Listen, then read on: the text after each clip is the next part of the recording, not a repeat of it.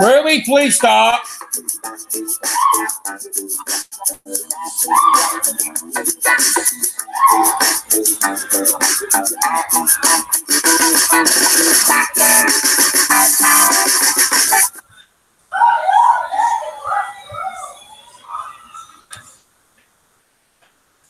Strong governorship, which I recognize, but this is where the Senate actually has a problem at, on being able to say, we build our budget around right now and how we're going about paying on what's real numbers, and then if the governor's numbers are accurate, then they are actually applied to the PEIA account. Is that the Senate's position? Yeah, that's the Senate position on that. Because, again, we see it as these numbers being suspect on that because of what we've witnessed. And, again, I've been in the governor's office several times this year. And you know as well as I do the conversations that was taking place there. And we have to take that information and use that as we move forward in this process. And we have. Are you ready for That's why I think that your response to me on that, I'm a little bit, I'm still concerned, very concerned for that matter, that these numbers aren't as accurate as what, but I do recognize the governor has the authority to do it. You made another, talking about the strong governorship that we have in this state. If we build these salaries, the governor does have the flexibility to go through and make cuts in government. But these salaries that we're talking about putting in statute, the governor does not have the flexibility of going back and doing that. That means that he would have to take money out of Medicaid, out of the DHHR, out of a lot of these other different agencies. Am I correct in that evaluation? Well, that would be an option. I mean, there are certainly other options, but I wouldn't, try to speculate on exactly what would happen in terms of how to do that. We've managed that in the past. Michael Cook back there, your analyst, has got a detailed explanation as to how all those budget problems were managed in the past with various means. Well, I'm first in them too, but my question is that the teacher salaries and where we put these raises in statute, the governor can't touch those at all. He cannot touch the ones that are in statute, the only ones that you're dealing with, which would be teachers, service personnel, and state police. The rest of those are funded in the budget document. Now, I wouldn't anticipate that he would propose reducing personnel lines, but there would be other areas, as you can look at the history of how we've dealt with those, but we don't anticipate that will happen. And I would say that the governor who last year, and I was present in the room, and you may have been as well, when he raised the revenue estimates, what was it, $130 million? And that's exactly where we are. I mean, revenue estimate increases are the constitutional responsibility of the governor. He believes they're strong and right. And, sometimes you may argue with folks, the economists have different judgments about things, but he was right last year, and he believes, and I agree with him that he's right this year. Well, again, what I've witnessed on this is that we're building into the basis, you're well aware, on a revenue estimate that may or may not be accurate. And this is one of the reasons why the Senate has used the opportunity to do a 4% across the board on this, and then take basically the amount of the governor's revenue estimate, the increase, and put that towards PIA. And if that's actually accurate on that, then that's a good thing. And the reason why that's a good thing to put it towards the PIA is because the people were, instead of increasing the baseline on this on the salaries, you're actually giving the same benefit to the teachers and the state police and the school service personnel, but they don't pay tax on it because it's going into keeping the PEIA premiums lower. This is the mindset of where the Senate position was coming from on that. Would you not agree that it is actually more beneficial to the employee to actually have that advantage or not? Because otherwise they could see it go up in premium increases on their PEIA. If I may ask the chairman a question, as I try to answer his question. As always, sure. The question is the PIA line also built into the base? Yeah, we included 21 million into the base. So that will also be base spending.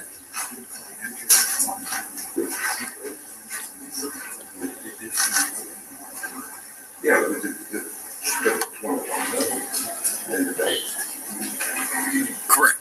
So instead of doing base spending for a salary, you're doing base spending. I'm sorry, Mr. Chair, I'm not going to ask you a question without permission to ask, but you did. Inquiring. Feel free. So this is also base building as well. Is that correct? For the 21 million. Okay. Okay, but the rest, the remaining of where we use the governor's. Since I've not seen the budget that you're working on, I do not know how much money you've put in PI. Welcome to the Mitchell Family Reality Show TV. What you're seeing right now is an in session with the senator and legislators. If I said that wrong, I do apologize, but in session of discussing of a bill if it's going to pass for a higher raise for the teachers and their PIA. So welcome to the Mitchell Family Reality Show TV. Please smash that thumbs up, hit that share button, share out on your social media. We want to thank each and every one of y'all for being here. Back to your scheduled program. And that's been there before. Yeah, I know it was. That has been in there, rolls over year in, year out for that, but it's not been keeping up with the premium or the cost of it. So what we did is like we have reservations about where these revenue estimates are accurate or not, as I explained earlier, for how they came about then. It wasn't where it looked like it was a deliberative decision. Maybe I should ask this question. Were you guys working on it before the premium, before the governor went around to the state? Were you all working on increasing the revenue estimates? Were you preparing to increase those revenue estimates a week before that?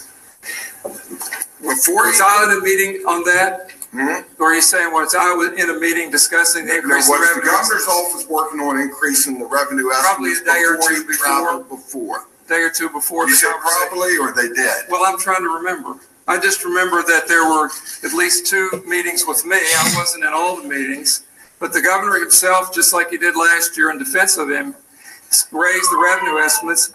As I recall last year, the $123 million raise was toward the end of in a special session that was done rather hastily as well. But these are things that the governor thinks about all the time. He constantly says to me, there may be things I don't know, but I know numbers. So that's his point, is that he contemplates these things. And this is one of the strengths of this governor, is that he believes that he knows numbers and understands numbers. He has an opportunity to see economic activity as well as anybody.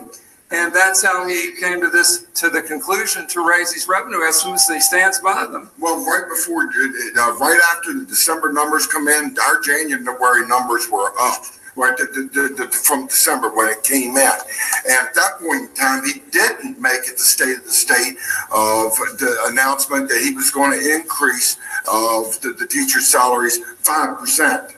He said 1% over 5 years. And actually, we had to amend it. That's very committed, because the bill that came up from the governor's office only did it for 1 year. We amended it in so that it was 5 years to keep it in line with his speech. And if the governor knows numbers so well, then why didn't the governor make that 5% announcement when things look great coming in from December? Are you talking about why the bill came up without the other percentage of it? Why the governor didn't announce 5% for all teachers instead of saying 1% and over 1% a year? What changed that made it so that, since the governor knows numbers, he'll tell me that. Actually, if I'm hearing your question right, and this was a mistake on my part, that I made an assumption that you would build the 1% into the code, and then the 6-year plan would reflect those numbers.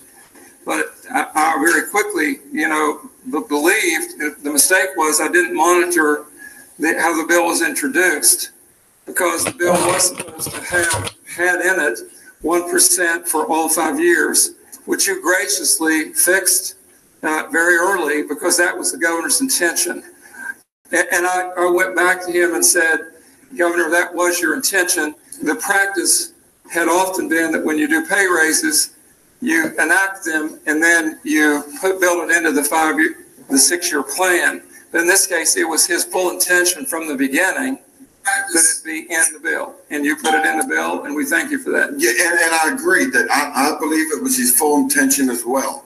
But back to my question, why didn't he just say, why not do 5% from the beginning? Why not do 5% from the beginning and increase the revenue? Let me answer this question. Since I was in several meetings about this, and maybe this was one of the things that we look back on and say, if we could live our life over again, we might do differently. But we were of the opinion that that may be an acceptable raise. Now, I can tell you this gentleman brought to me a 6-year plan that showed that we could have done a stronger pay raise at the time. The numbers worked. We're now to those numbers. We weren't on at first, but I mean, the answer to that question would be, and I think the governor's been public about this, that he believed, he first was looking with extreme caution in terms of how this pay raise could be brought forward. Obviously, what we're seeing in the response is that it wasn't adequate in the public's mind. I'm somewhat trying to recount what I've heard him say, is that so he's moved in the direction prudently toward bringing this pay raise to the level where it is now. And that's the history of it. I mean, these are good questions as to why you do what you do them. He has said that initially he was looking at being extremely cautious fiscally, but he's not necessarily throwing caution to the wind, but he's pushing it upwards, because in our looking at our 6-year plan particularly, though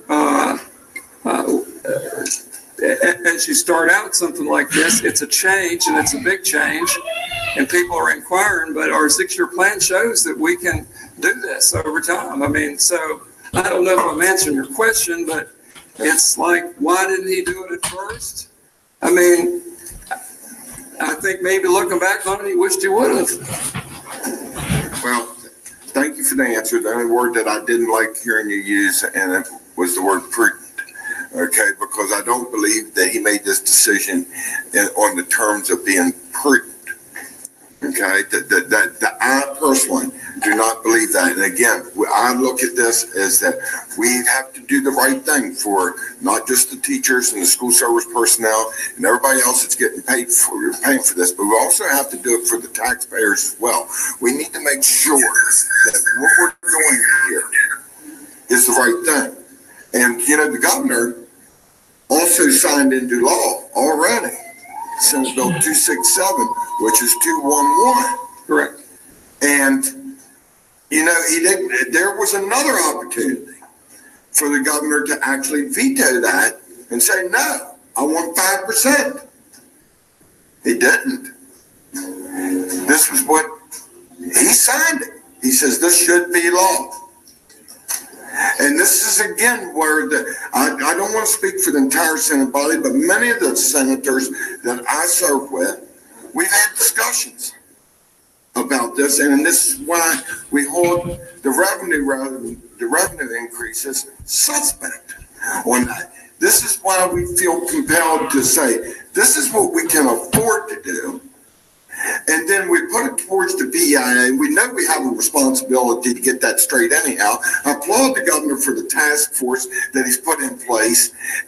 But this is one of the reasons why the Senate position is to do the 4% and then take that additional revenue and put it towards BIA, where again, it has a benefit to the employee as being tax-free. So, again, I have permission to ask the finance chairman a question. Say that again. Finance chairman a question. Again, because I'm the one that's being questioned, but so it's not fair. No, that's fine. It helps me. We're trying to come to a solution. It helps me clarify my answer, and that is, you all are at 4-4, and the governor's position is now 5-3. What is the financial difference between those pay raise? According to this piece of paper here, is 6.9 million, and I thought it was a little bit higher than that until I see this right down here, because we're looking at 97.1 if it's a 5/3, and 4 across the board is 90.2 million dollars. So it sounds like that when we're quibbling over $6.9 million. But in reality, I don't think that that's an accurate. I was more thinking that it was more, well, that it was higher too. Yes, but I didn't think it was much higher. But my point is that I'll make this comment in trying to answer that the two positions this conference committee are considering are not very far apart. And if I'm hearing you correctly, that millions of dollars can be stowed away in this extreme revenue estimate, as you're calling it, although I don't agree with you on that. But I don't know why that if it's just $6 million, that that's a big risk. I mean, in terms of coming to the governor's position at 5%. Well, it's how it's applied to start with. Okay, all right. It's when you're. I will admit that I don't have the numbers in front of me, and I respect your answer. It's just that in my mind, there's not a great variance here, and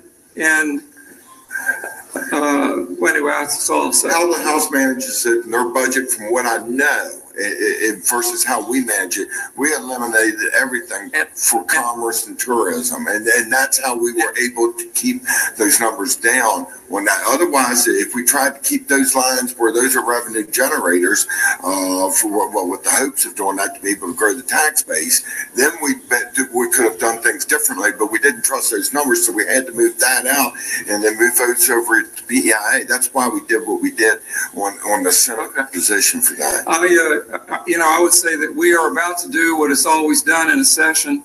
We just received today the local share. We have them now. Tomorrow morning, we will have the local share numbers that show the amount of money, and it's going to be about $5 million additional revenue that we will put in our adjustment letter that's coming to you, and we will send to you our adjustment letter that is how we would balance the budget if it were a 5-3 plan. And you'll get that tomorrow. We know, so we actually have our budget that you're working your own, but we will be sending our budget to you. Basically, it's our adjusted budget that you already have in your possession, with the adjustments of those types of revenue and how the 5-3 plan would be funded and what we will cut, which we are going to cut some things, just like you did.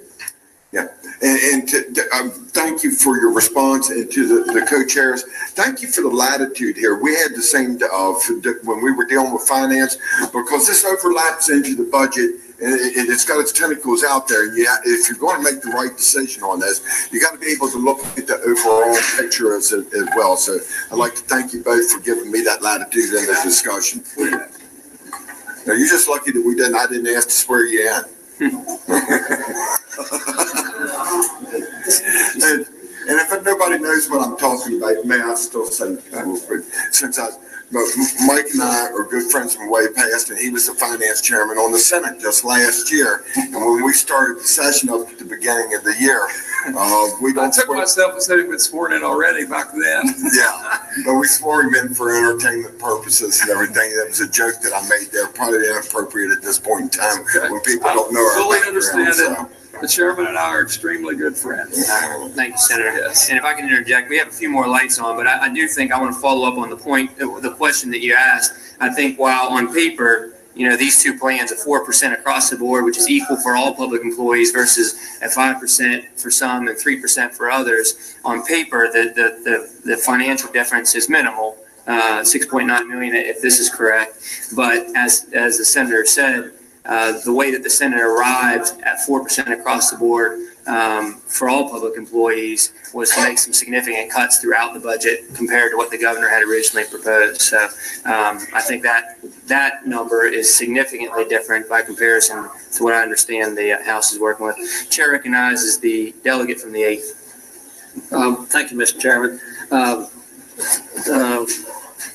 To either of the two mics before us, I want to back up for just a minute to the Wall Street rating agencies for just a moment, and I think they take a lot of factors. They're certainly watching the teacher strike situation here, but also some accomplishments we've done is to get the teachers' retirement system funded consistently for 20-some years now, in pursuance of a 40-year payout period. We had a $4 billion workers' comp debt a number of years ago. We're now within approximately, as I understand it, $30 million of having that squared away.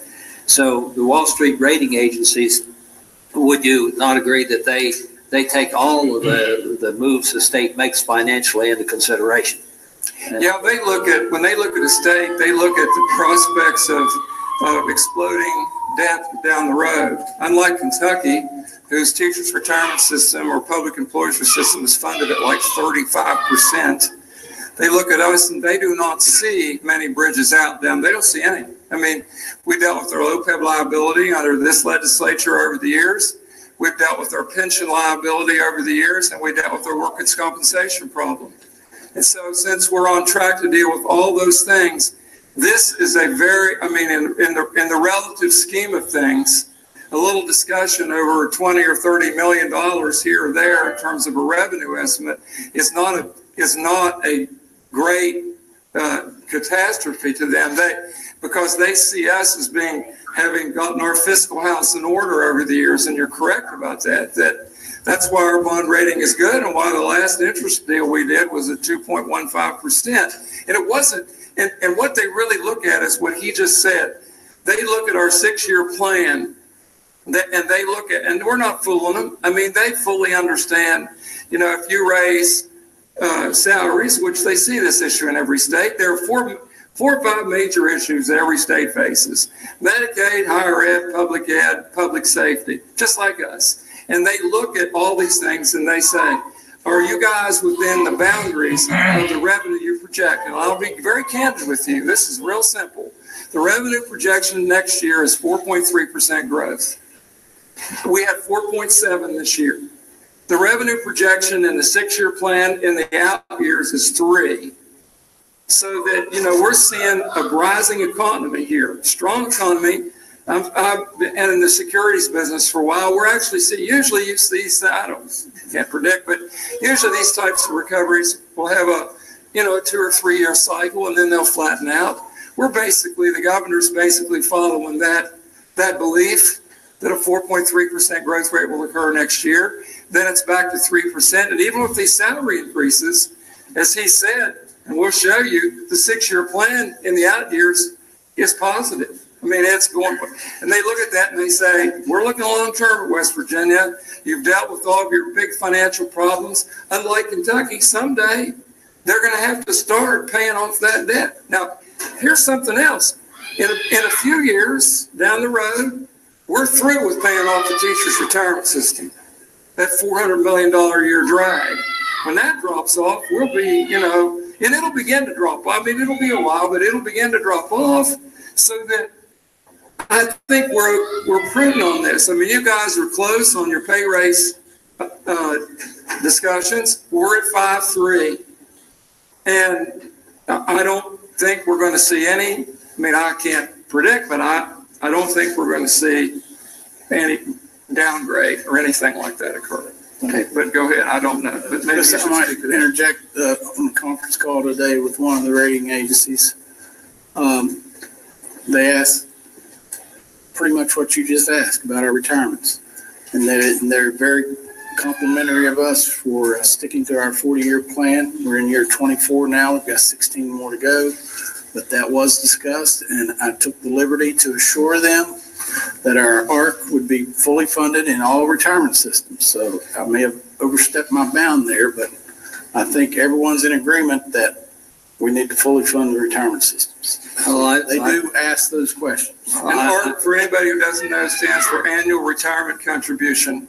I was here. Annual Required Contribution. I was here when we started pushing that snowball uphill. I've been helping push it uphill for about 24 years now, and I'd like to see us, at least we're beginning the downhill slide on it in 16 more years, and then we will have monies to deal with. Against that backdrop, I wanted to just clarify that the rating agencies definitely look at far more than just actually where we're focused to a major degree on this situation right now, the difference between the Senate and the House budgets. It's kind of a minor blip on their radar screen. They've noticed it, but in the greater scheme of things, it's not a deal breaker for the state's credit ratings. We will manage our way through this. Thank you. Thank you, Mr. Chairman. Thank you, Delegate. Chair recognizes the senator from Wayne. Thank you. To the mics.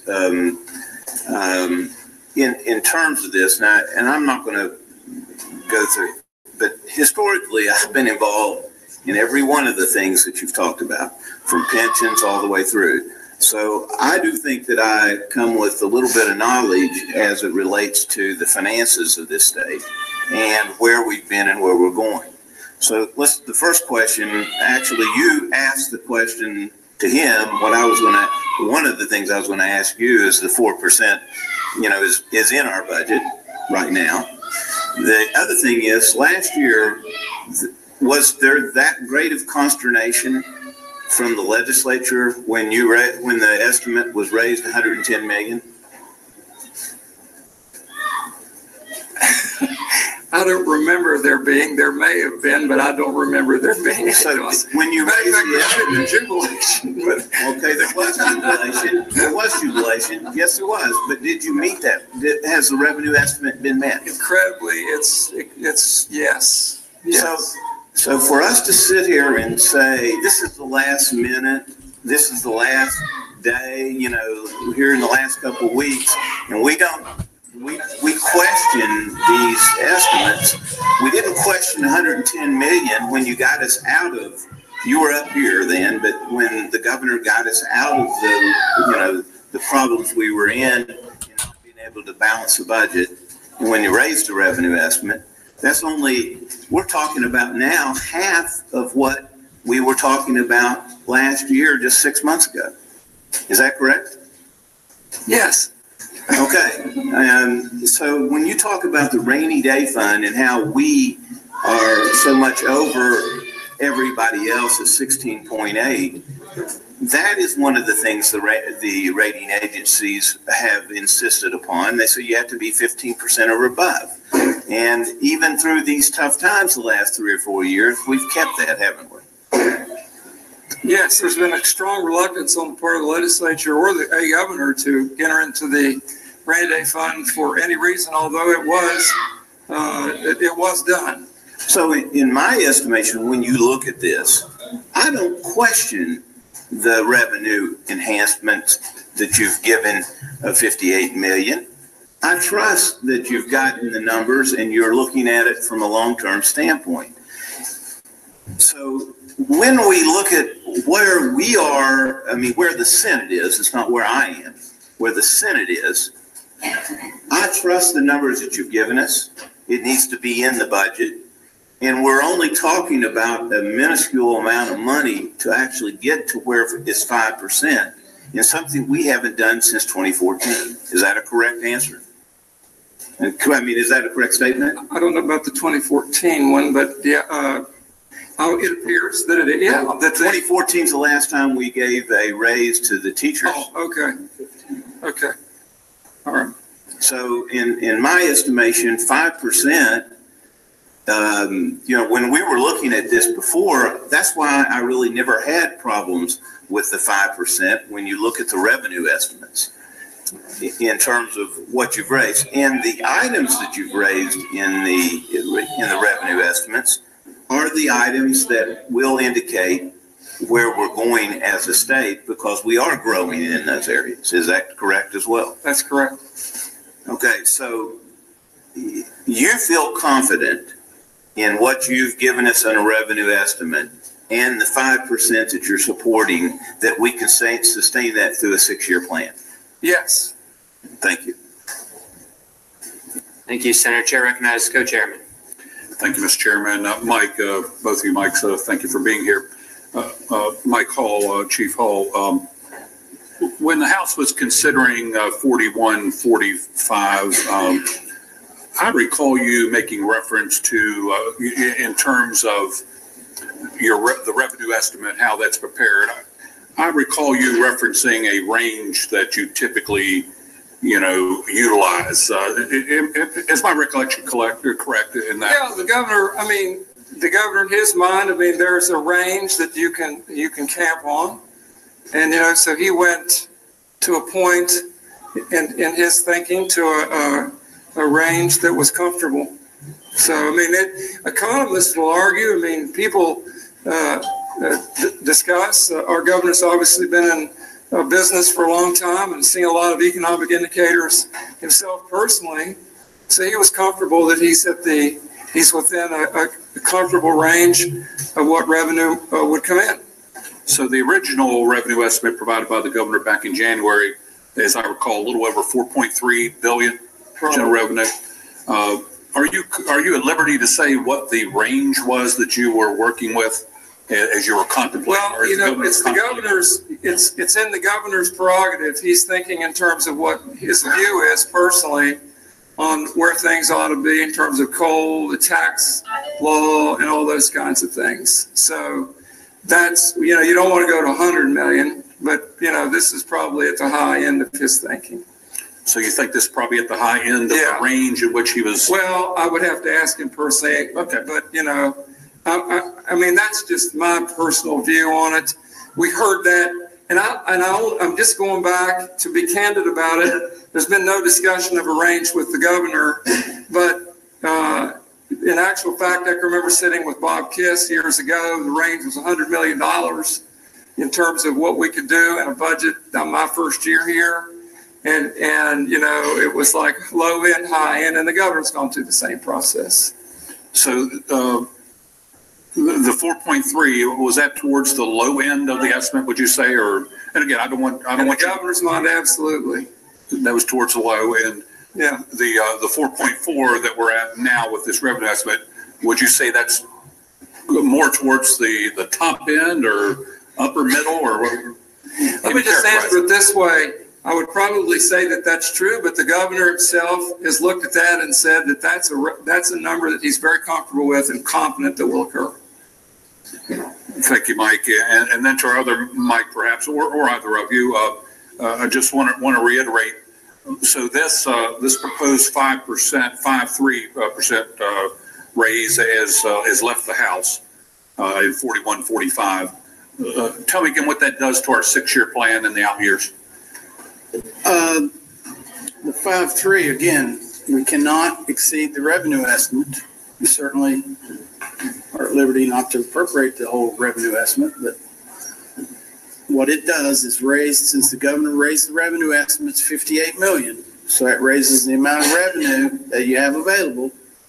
When you sort out all this raise, the raise going, every percent is for all state employees is about $20 million on the average for general revenue. So as you do that, each percentage you pull into either cuts or you grab more one-time money. Now, the Senate in their bill, the way I understand it, has grabbed a little bit more one-time money than the governor proposed in the budget by using the lottery surpluses. But again, the 3 out years on the 6-year plan, I've run all scenarios. All 3 out years show positive, structurally balanced budgets. As long as we make revenue estimates, as long as, there's not some catastrophe either in the stock market or, floods or whatever, there's hardly any difference in the 3 out years from what was originally proposed. They're all structurally balanced. Structurally balanced means ongoing revenues equal ongoing expenditures. You should not, if this plan holds and things come in the way it's estimated, by the year 2021, we will have enough ongoing revenues to handle our ongoing budget. And I've even just throw this out there, we've even fully funded PEIA, assuming it's going to grow 6% a year in the out years. I've plugged those numbers in there, and the estimated revenues still cover those increases. With PIA included in those, Mike? With PIA included in those out years? Yes, sir, fully funded. So at a 6% growth from the 29 million this year, compounded on out. Your out years are growing over $100 million a year. I mean, general revenue averages 3% a year. 3% of 40 million is $120 million on average. You get that growth just through normal activity. Thank you both. Thank you, Mr. Chairman. Thank you. Chair recognizes the senior senator from the 15th. I want to follow up from that. Why did we have the teachers and everybody have these huge premium increases and the changes that they were outraged on? This year? Everything, yeah. Okay, when everything was indicated in the 6-year plan. Mr. Chairman, let's be really clear. There was no aggregate premium increase. So I want to start there. There was no aggregate premium increase. The same premium was collected, about 700, I forget the exact number, but there was no aggregate increase. What the PIA Finance Board did with the approval of a conversation with myself and the leaders of the legislature was they moved and did a household income change. Now, when they did that, and let's talk about that for a minute. The previous plan year had 10 tiers. The top tier was $120,000. There were 181 people paying the top premium. If you look at the premium, if you look at the tiers, the deductibles and premium are different for each tier. The higher the tier, the higher the deductible, and so forth. The PIA board, applying the ability to pay principle, said there are people who are in these families, and we know these examples, that you have businessmen who may be doing extremely well, or businesswomen doing extremely well. Maybe they're in a profession that they're making $250,000, that are business owners, that would drive that household income, and the teacher they're getting an insurance based upon the teacher's salary only. So the PI board made a decision. Let's count household income. What that did was, now there were over 3,000, I think 31 or 3,200 families paying the highest tiered premium at $120,000. The tiers were collapsed to 5 tiers. They were 10, now there were 5 in the new proposal. If you looked at it, the top premium, which, and I'm guessing now, but I want to say, because I don't have it in front of me, but I've got it in my office, let's say it was a family or an individual was paying $750 in the top tier. 181 of them were paying it really high, college professors. Now they're paying in the $500 and some range, because there's 3,000 of them paying now rather than 181. Now the net effect of this was that if you made $30,000 a year, your premium went from like $81 to $56. There were numbers of people whose premium actually went down. A lot of people haven't focused on this, but there was a lot of people whose premiums actually went down because you were grabbing money from these combined household incomes. Now, we heard immediately, obviously very loudly heard from people who are saying a teacher and a teacher, both of whom now combined incomes was shoving them up into a $90,000 tier, and they were paying more. And I will grant you, they were the losers, quote unquote, in this deal. There were winners and there were losers. So we said, all right, we will give in on that. There was 5,200 of them. We said, okay, we'll add them up and divide by 2, and we won't even count any of the rest of your income. which net effect brought them down into a lower tier. And what that did for everybody is everybody else's premium went up 5%. But then that wasn't enough, so we got rid of the household income and went back to the 10 tiers. The PI Finance Board felt that they were applying the pay-as-you-go principle by the new premium structure. There were definitely losers, but there were significant winners, and that was the lowest paid people in the plan. Their premiums were going down, their deductibles were going to go down. Now, everybody's drug benefit was different, and it was probably not as rich as the previous year. So that when we froze it, when we said we'll go back to last year, the premiums, there was no additional premium collected in the total. It just was who's paying it. But what the $29 million, what the $22 million was there for was basically pretty much to cover the drug benefit and some other internal costs that were different, granted. So when you say everybody's premium went up, it did not. In the aggregate, the premium was the same. In some people's households, it did go up, some went down. Now, as we look at the task force, we're going to look at the premium structure. We're going to hear from the public. They're here. How should we do this? How should we divide up the obligation? And then we're going to look at deductibles and co-pays and benefits and so forth. And the commitment is that we will not have an exploding, surprising cost in the future. But if that's a fix, that would be the fix. I'm not sure that's what the public's going to say what the fix is, but I would say that that approximate would be a fix, that there are no surprises and that people can manage the cost of the plan going forward. And we'll decide on who's going to pay for it inside the structure. It's a long answer, but I have to respond to the fact that having a 6% kicker in the 6-year plan would go a ways to deal with surprises. I was hoping you'd answer exactly like you did, because there's a lot of misinformation out there, and there's a microscope right now on this conference committee, and it gets clarity to the work that's been done in one way or another. And thank you very much for doing what you just did there and explaining that. Now I want to go to another one real quick, and that is that we got to talking about the fully funded, well, when we're going to actuarially be fully funded on the retirements. And right now, out of our general revenue budget that we have is $4.4 million, roughly, or billion, excuse me, $4.4 billion. This year, we're spending $509 million.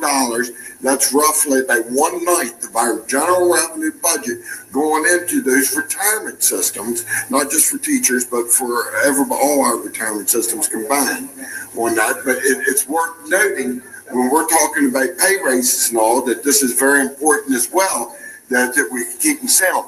But that runs out to when? When are we finished paying for them? I think it's 2035. Is that correct? 2034. Okay.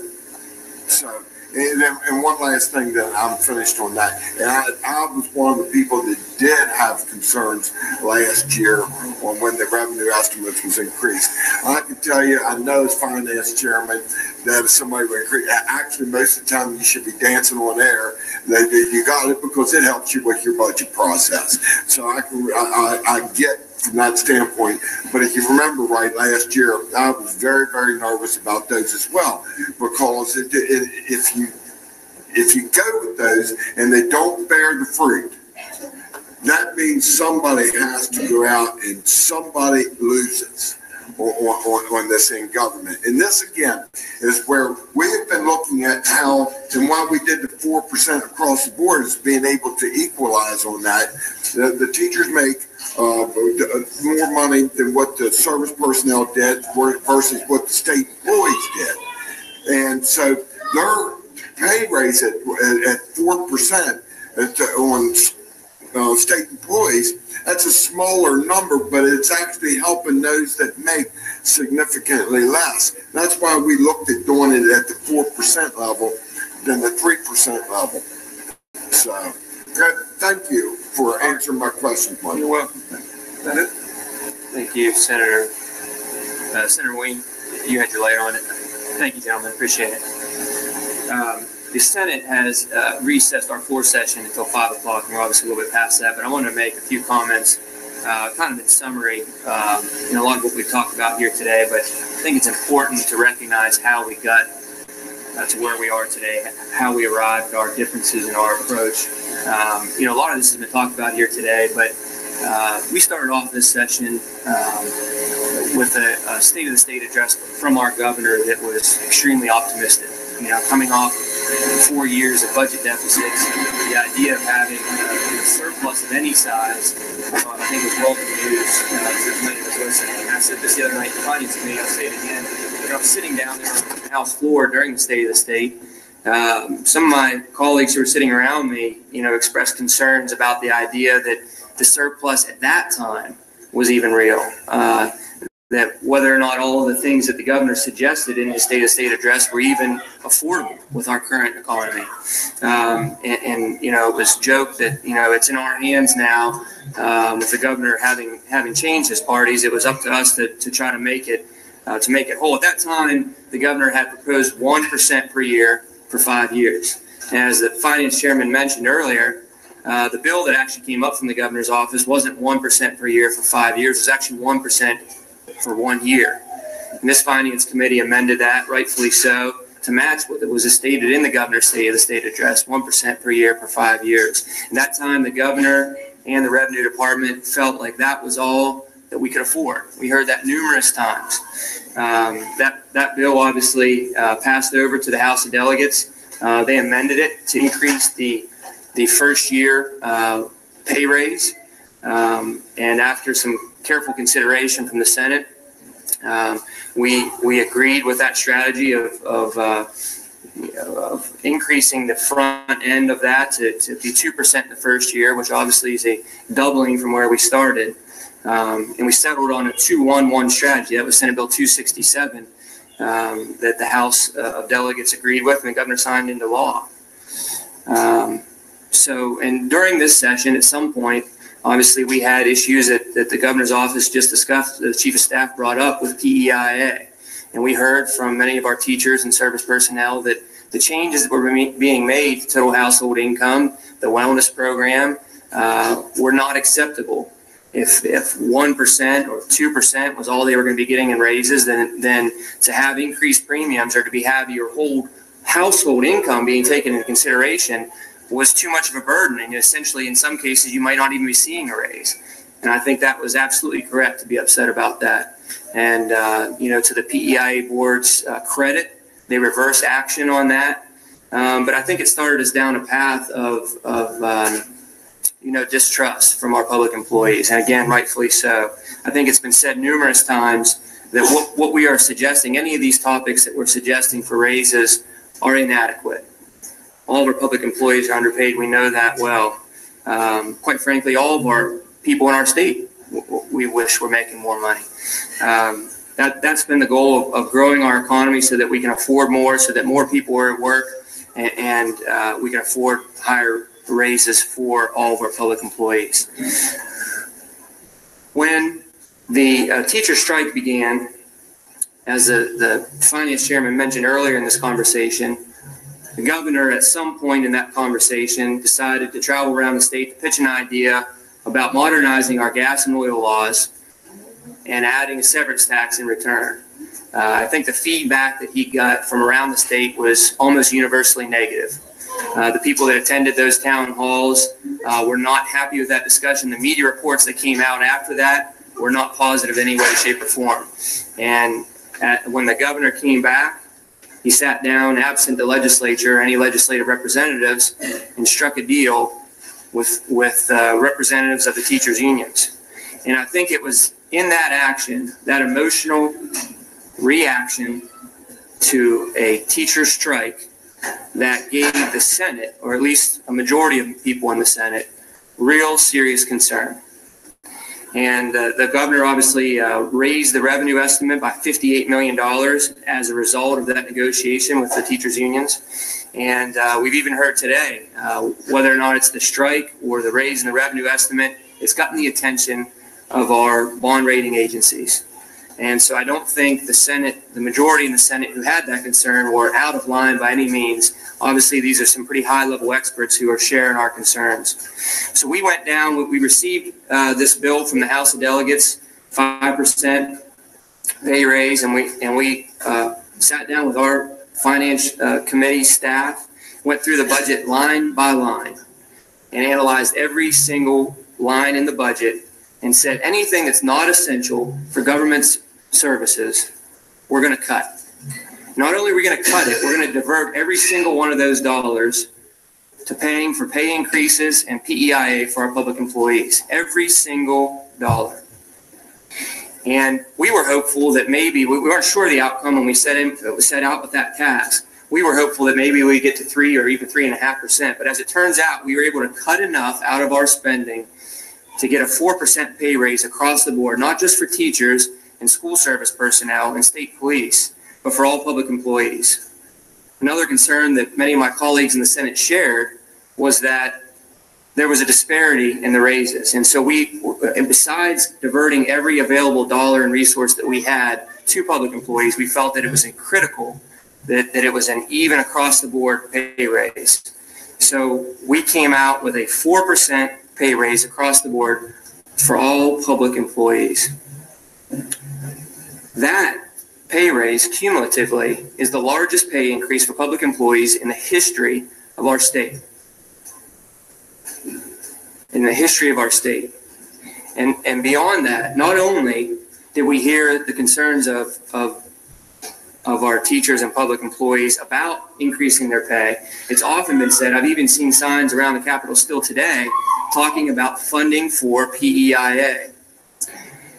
So the governor has this new revenue estimate that he put out. We said, if this is realized, that additional money will go into additional funding for PEIA. The budget that we just rolled out prior to this meeting had over $60 million going to the PEIA stabilization fund, in addition to a 4% pay raise across the board for all public employees. The big kicker here is this was all done without raising a single tax on some of the poorest people in the country. So that's how we arrived to where we are today.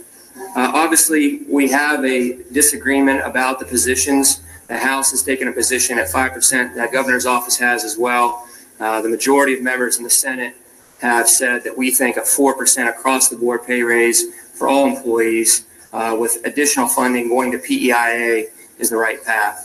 I think it's helpful, all the information that we got from the governor's office, and I appreciate them being here today. I do think that it is pertinent for each of our respective bodies to return Democrats in the House, Democrats in the Senate, Republicans in the House, Republicans in the Senate, to go back to our respective caucuses, talk about what is a possible compromise, if any. If there is no compromise, we are going to be in a position where one side is going to have to come completely to the other. Those are our options. And so, I would look forward to suggestions from committee members about what they think the best path is.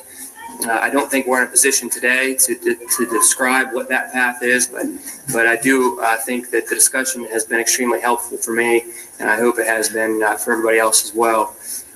So it'd be my intention, I want to recognize my co-chairman before we adjourn, but it'd be my intention to adjourn, and as I mentioned, everyone talk to their respective caucuses, and I welcome any input on compromise positions or suggestions on pathways forward, how we come to a resolution to get our teachers back to the schools and get our kids back to school as well. So recognize the co-chairman. Thank you, Mr. Chairman, and I do thank you for your remarks and for your efforts on the Senate side and trying to work towards a resolution in this matter. As I've shared with you directly, I don't think any of us really like the position that we're really in right now. I mean, obviously our students have been out of school for far too long. As I was looking just a little while ago, as I came into the meeting, looking at the West Virginia Snow Day Twitter feed, county after county, is dropping off for tomorrow, which again, probably wasn't unexpected just because of the need to make preparations, for a potential return to school. But that's really the situation we find ourselves in. And again, none of us want to be in that situation, but that's where we're at. And as I've shared with you directly, Mr. Chairman, I think it's clear from the action of the House that we are convinced that the only viable way to get our students back into schools is to move forward with the proposal as it came out of the House. Now, again, I agree that I think the information that we've received today, I think, is helpful. Certainly, hearing the latest update from the governor's staff, and our finance staffs, and the tax and revenue staff, I think that's certainly helpful. And I agree there's benefit in allowing us to kind of digest this a little bit. But I would like to say that, clearly, and I know you share this, time is of the essence. Certainly, I think I could speak on behalf of our House conferees in saying that it would be our desire to continue meeting this evening. Certainly recognize that you have a floor session to conclude. The House did conclude our floor session with, certainly I'm sure we'll take up committee reports when we come back at 7 o'clock, I think it is. But certainly it would be our desire, I believe, to continue discussions this evening, to take advantage of every opportunity to hopefully come to a resolution. But certainly recognize that there is some value, and certainly going back to our respective caucuses and having some conversations and seeing if we can identify a way forward. So again, I do appreciate the Senate's willingness to host this conference this afternoon, and I do appreciate your efforts. Thank you. Thank you. Chair recognizes Senator from Wayne. Thank you, Mr. Chairman. On behalf of the Senate Democrats, I do want to press on us the urgency because of the situation we're in of 3 days, and then once we come to an agreement and it is signed, it still has to lay over 1 day. So I just want to press upon us the urgency of what we need to do in this case to come to a resolve so we can try to do this, and then it has to sit for a day for 24 hours before the respective houses can vote on it. Thank you, Senator. I agree completely. As the co-chairman said, I think we all feel a sense of urgency. Obviously, this has gone on longer than anyone would desire. So I appreciate your comments. I agree. Chair recognizes the delegate from the 34th. Thank you, Mr. Co-Chair. I'd like to reiterate what the senator from Wayne said. We're in a real time crunch here. We need to get this resolved as quickly as possible. I would hope that after we've had opportunities to meet with the respective caucuses, that we could get back together this evening, try to expedite this, do whatever's necessary. It's going to be very difficult. There's going to have to be, when this is resolved, there's going to have to be a little bit of time to get the schools up and running again. And I don't want to put the cart before the horse, but we are truly closing in on the 60th day. Clock's ticking on the conference committee, plus the layover time that my friend, the senator, mentioned.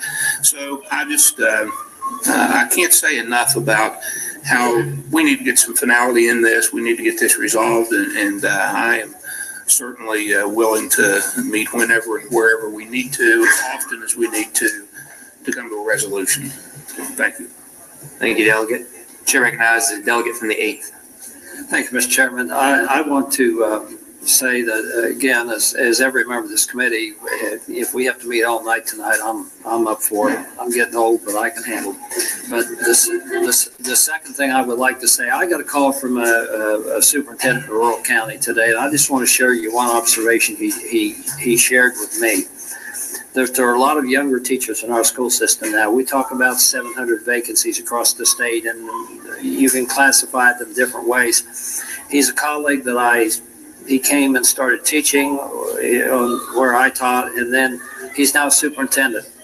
And he said there's genuine discussion among his younger teachers to, number one, whether they want to stay in education, period, The second thing is, the discussion is whether they want to stay in education in West Virginia. And he said, if we don't get this resolved in dealing with both the PEIA and the salary issues, they're meshed together here. But if we, and what he is picking up from his teachers is they're willing to give us the 17 months freeze PEIA while we develop a long-term plan.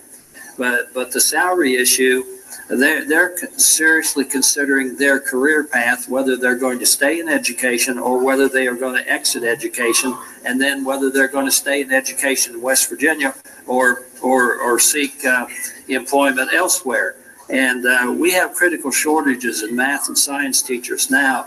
They can pick up their credentials, and he shares several of his teachers are online checking what states give reciprocity to teachers' certification so they can easily move. And he is concerned about being able to staff. He has staffing problems now, but his staffing problems are going to be exacerbated, and every day that we delay, not only are students not in the classroom with teachers, and my discussion with teachers, they want to be in the classroom. The kids want to get back in the classroom. Every kid likes a day off, but this is far too much. And he is concerned about his ability to adequately staff his schools, and his problems staffing them now are going to be exacerbated, and especially if people make that decision as we continue on here to exit education in West Virginia or exit their teaching career totally. So I think time is of the essence on the salary issue, and I believe the people affected by this are willing to give the legislature more time in designing a longer-term plan for PEIA, and since we've frozen it, but we must get this salary issue for not only teachers and service personnel, but all state employees settled as quickly as possible. So whatever it takes, I'll be here at the Capitol to meet anytime, any place, anywhere. Thank you. Thank you, Delegate. Chair recognizes the senior senator from 15. Thank you, Mr. Chairman. What we're debating about here is a 4% and 5%, or something in between. Frankly, I believe the superintendents of schools and the teachers should all go back to the classroom now and go to work.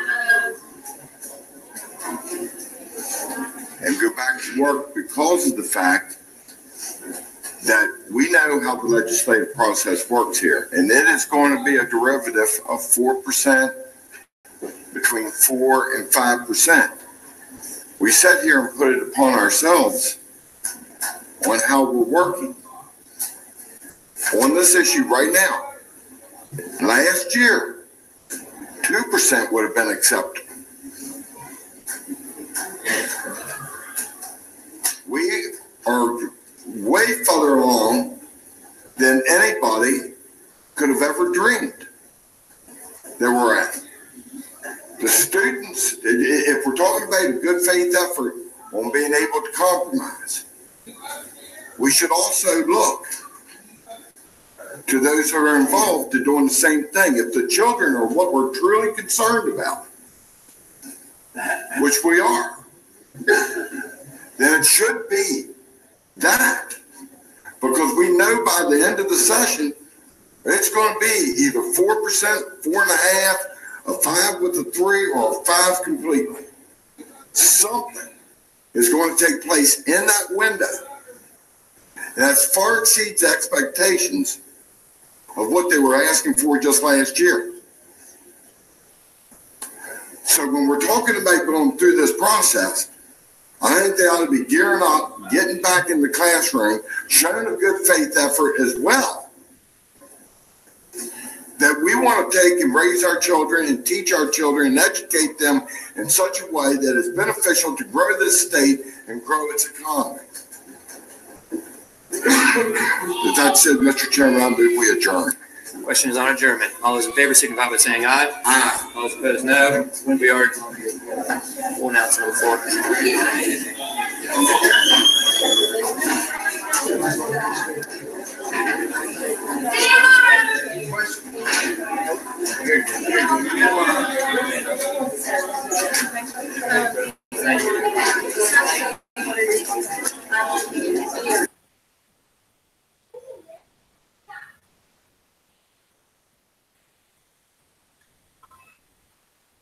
Don't use it. No, you take your money out.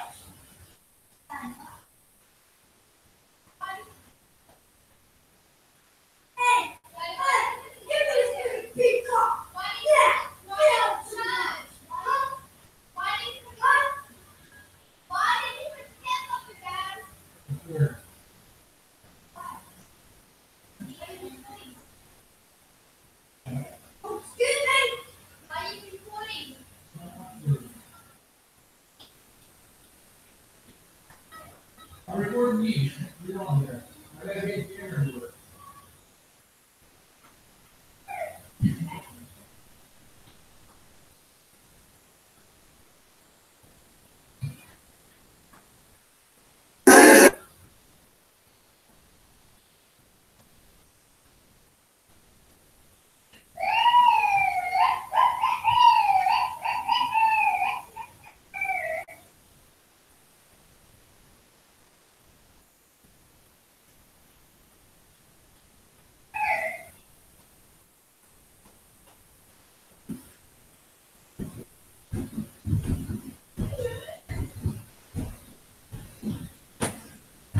Told you I'm recording you.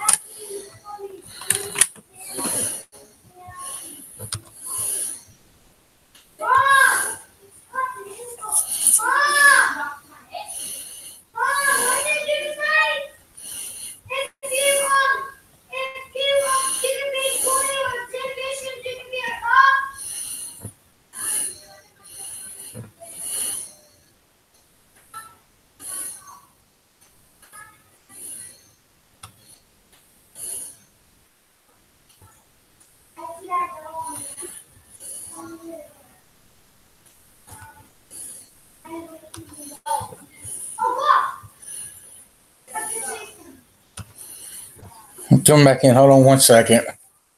Try to get this chat come up.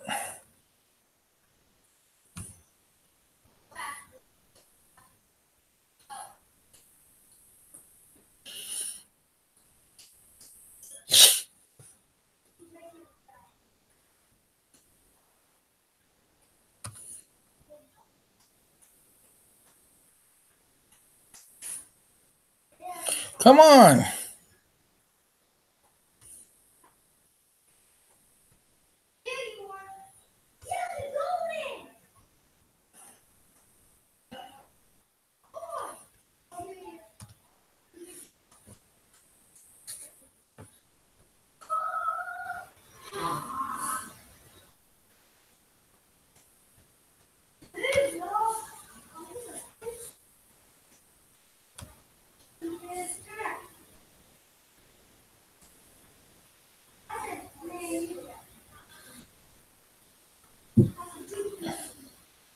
So, what do y'all think they're basically saying? Are they going back to school?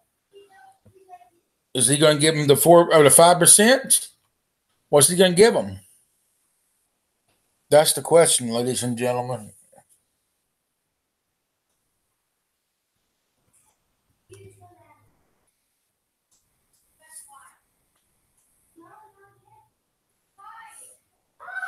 I mean, we do need to get the kids back in school.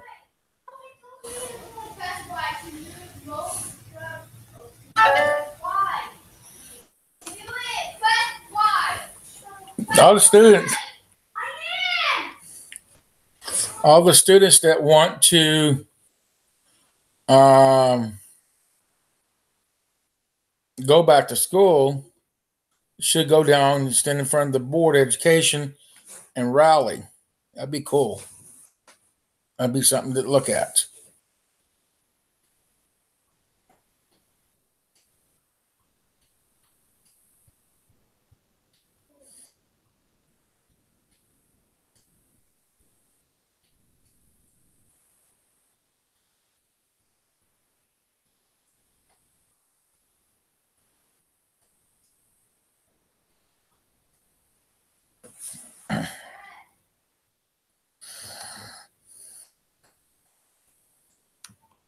So I was away from the player. What'd he say? Is he going to give the 5%, or is he going to stay at the 4%? Somebody tell me.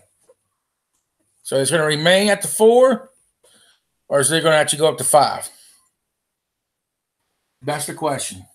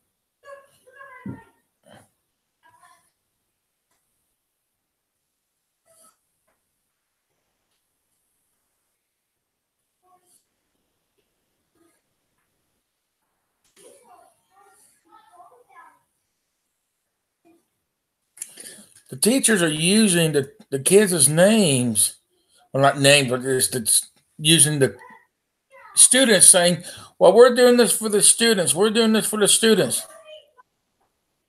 You know?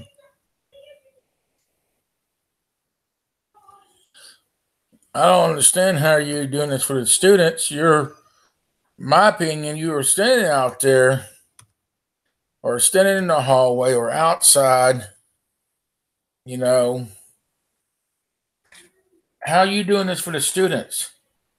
I mean,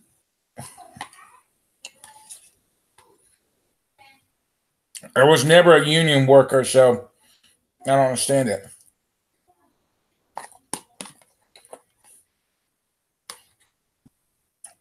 Maybe somebody can explain it to me how they're doing it for the students.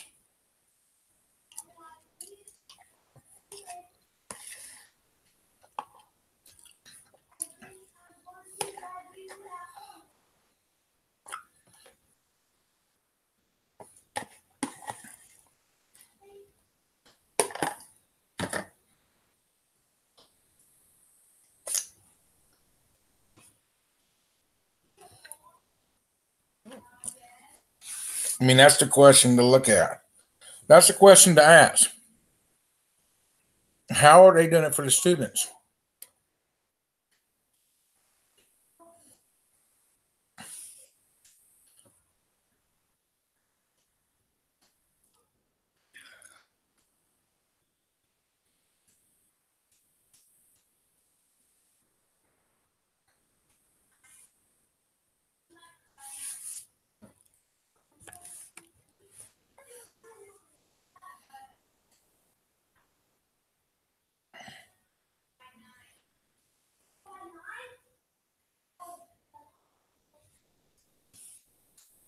Okay. I'm just trying to understand this stuff.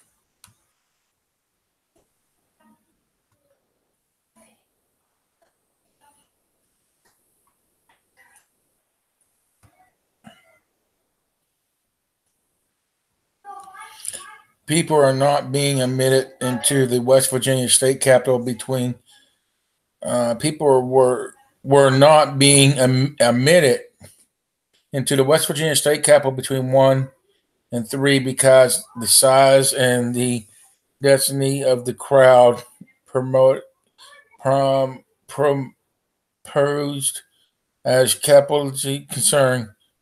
According to the West Virginia Department of Military Affairs and Public Safety, the concerns came from the Capitol Police that the West Virginia State Fire Marshal, WVDMAPS, says that the Capitol Police is working with organizations to ensure manageable conditions this afternoon. As of noon, Capitol Police has helped 5,000 through the east and west wing.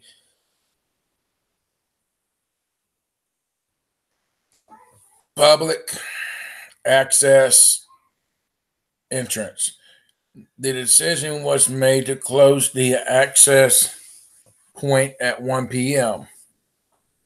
and cooperation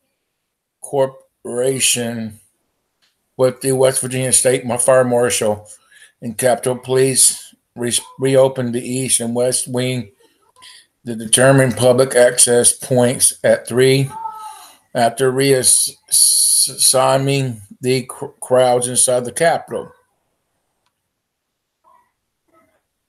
We will continue to update the story after more is available.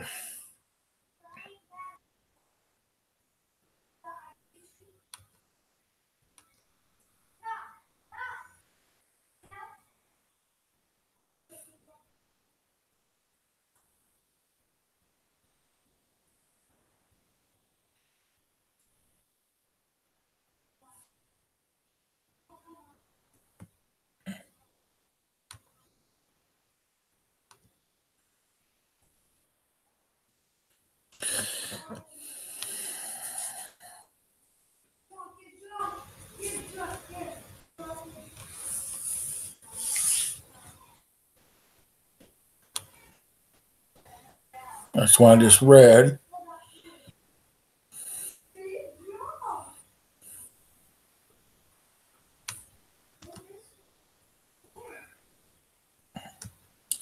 Senator Manchin urges Senator representatives to end statewide strike.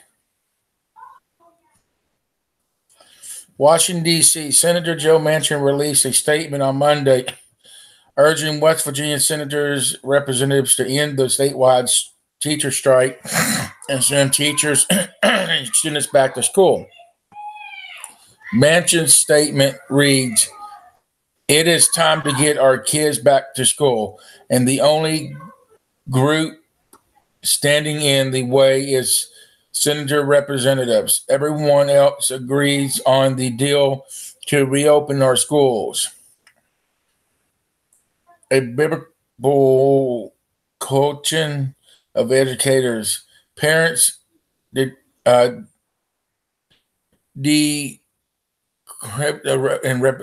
can't pronounce these. These are like people and legislators and stuff, and the governor. But for the reason, senator representatives are choosing to keep our schools closed and kids at home over 1%. So it's not the teachers, it's the senators representatives are choosing to keep the schools closed. They're choosing to do this, not the teachers. That's ridiculous. West Virginia families deserve better. When I visit with educators 2 weeks ago at the state capitol, they told me they want to be back in their classrooms. I've seen this dysfunction in Washington. Sadly, just like in Washington, it looks like a politic games smartship is winning the day and preventing here we go with that word again, by biblical compromise led by the governor to help our educators and public employees to fix our PEIA systems and get students learning again from becoming law. I urge the senators, Republican leaders, to stop playing games and send our kids back to school.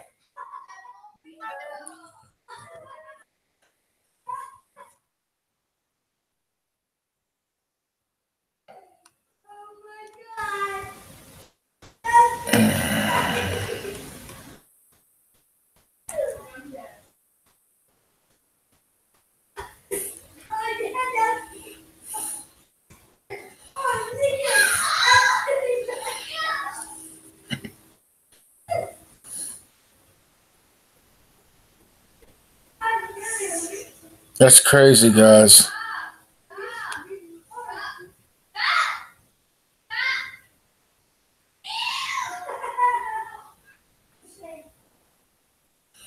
Oh, wow. Listen to this.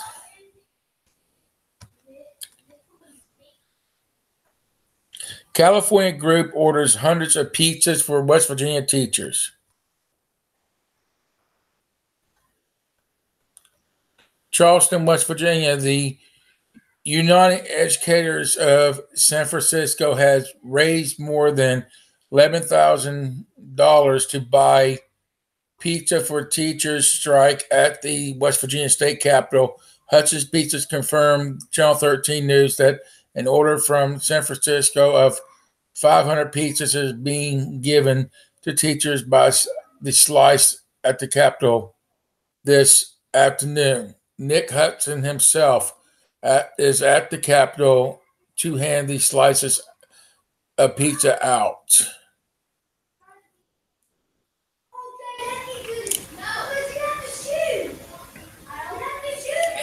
The GoFundMe started by Leah, I think that's right, and has raised more than 11,004 cents in 22 hours.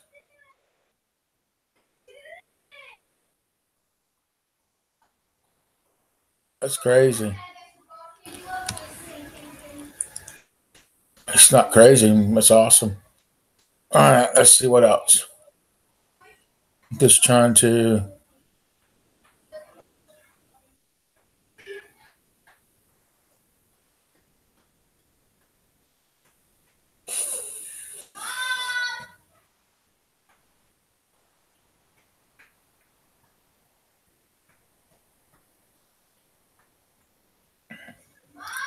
Let's send video.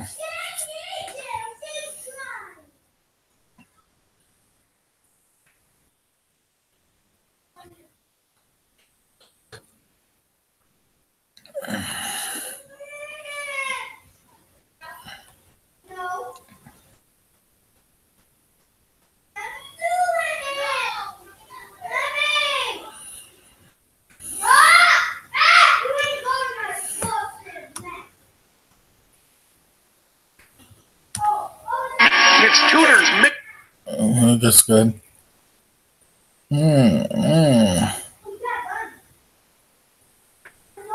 Hold on, ladies and gentlemen.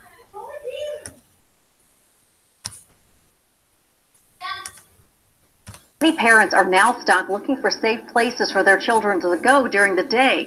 Places like the Clay Center and YMCA are working to provide those options. 13 News reporter Nikki Walters is working for you with more on the far-reaching impact to their day-to-day operations. The kids get the option of this catapult with the large tongue depressors or this catapult with the popsicle sticks. The Clay Center is normally closed on Mondays, but this week there's just too much work to do. So this is for tomorrow. Preparing for the possibility that students will once again be out of school. This has been keeping us on our toes for sure. There weren't any camps today, but since the strike started, the Clay Center has been offering activities for kids whose parents have to go to work. With the uncertainty, planning hasn't been easy. We have to kind of put some of our other priorities on the back burner so that we can, be ready every day for camp and have supplies and everything. The YMCA is also feeling the impact of more kids and longer days. Usually with our day out, so to speak, or our after school program, it doesn't start till 2:30. Now we're offering 9 hours of programming, so we've had to bring in split shifts. It's a little tougher because some of our employees are college kids, and so we're having to make do and work around their schedules, and some of them even work 2 jobs. They are also working with less space since the Charleston building is under construction. Both groups say they are happy to be able to offer parents safe, affordable educational options, but they are feeling the strain. The longer this goes on, the more kids we expect because people are running out of things to do for their kids. In Charleston, I'm Nikki Walters, 13 News, working for you. And for more information about the programs at the Clay Center and the YMCA available to your kids this week, just head over to our website, WOWKTV.com. Click on the Education tab.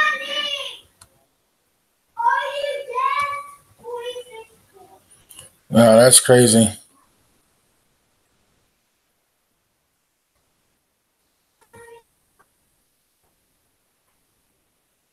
Thank you, Pappy.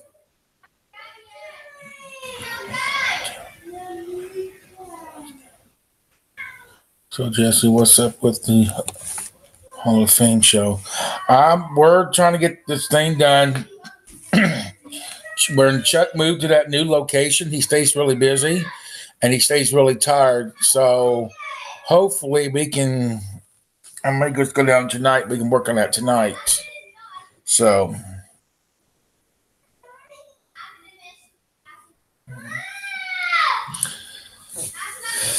anyways,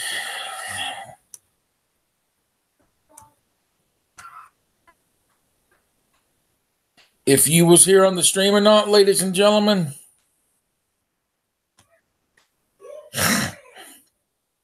please go back and watch the replay. Leave a comment. Leave a like. Also, hit the subscribe button so you can join our family. If you already have subscribed, we want to say thank you for subscribing. But understand you're not a subscriber, you're not a viewer, you're not a watcher, you're not a subscription, you're family. Welcome to the Mitchell Family Reality Show TV family. Welcome to our family. If you've been here part of our life for a while, thank you for being part of our life, part of our family. We love each and every one of you all for being here on the stream. Thanks for being here. Check out the description, ladies and gentlemen, our P.O. Box. Check us out on the P.O. Box. Send us some love in the P.O. Box. Let's connect. Follow us on our social medias. Check out our PayPal. If you want to donate, please donate so we can make this channel grow more and go out on the road and give you some pre-recorded videos. If you want to become a sponsor, please feel free to become one. We'd love to have you on board. Hit the Patreon account up. Also, check out our merchandise, ladies and gentlemen. Thanks for being here. We will continue with more to come on the Mitchell Family Reality Show TV of the Teacher Strike. Wait till you see what we got coming your way next.